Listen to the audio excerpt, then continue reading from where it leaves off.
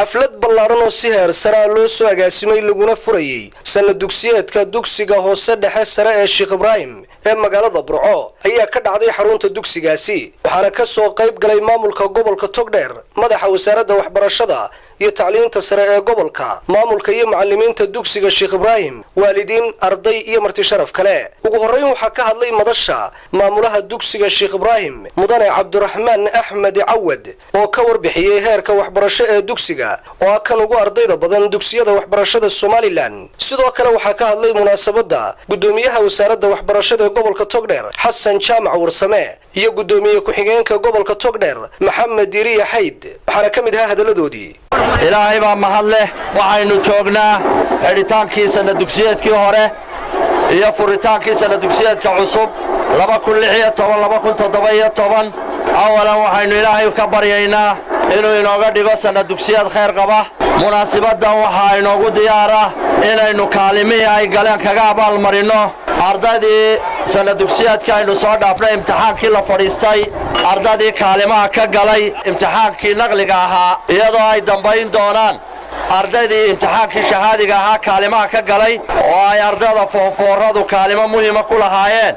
khaasatan dugsiyada dawliga ah nambarka ugu badan uu haystay Sheekh Ibraahim laakiin tan aynu maanta ka hadlaynaa waxa weeye imtixaanaadkii naqliga ahaa ardaydii kaalimaha gashay oo arday 220 baa jaayisaad ku helaya imtixaanaadkoodii ama akhlaaqdoodii waxa imtixaanaadkoodii lagu abaalmarinayaa ardayda kaalinta koowaad labaad iyo saddexaad ee fasal walba oo dugsiga Sheekh Ibraahim kamid ah saddexdii arday ee ugu sareeyay dugsiga hoose dhexe oo inani ay kaalinta koowaad ku jirto aad iyo aad baan ugu mahad celinayaa waxa iyaguna dugsiga sare laga siin doonaa halkan saddexdii arday ee kaalimaha sare galay dugsiga oo dhan kaalinta koowaad dugsiga sare kaalinta labaad iyo kaalinta saddexaad waxaan iyadana aad u bogaadinayaa saddexdaa arday ee dugsiga sare oo ugu horeeya Maxamed Baaruud waxaan iyadana aad u bogaadinayaa inanta kaalinta labaad ku jirta Barwaaqo Axmed Diriye ilaah baa mahad leh dugsiga Sheekh Ibraahim dugsigii sare kaalmo fiican ka galay dalka aad iyo aad baan waxaan ugu mahad celinaynaa maamulka iyo macallimiinta waxa maanta farxad weyn gobolkan u ah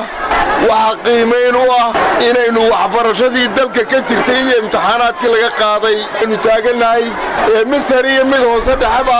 ee Sheekh Ibraahim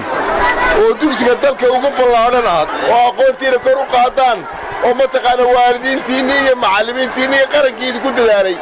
abaalku soo celisay dugsiga Sheekh Ibraahim waa dugsiga ugu baaxadda weyn uguna ardayda badan xarumaha waxbarashada Somaliland ayaa sanooyin badan safka hore kaga jiray kaalmaha hore ee imtixaanka shahaadiga ee Somaliland Ali Daahir Maxamed Boos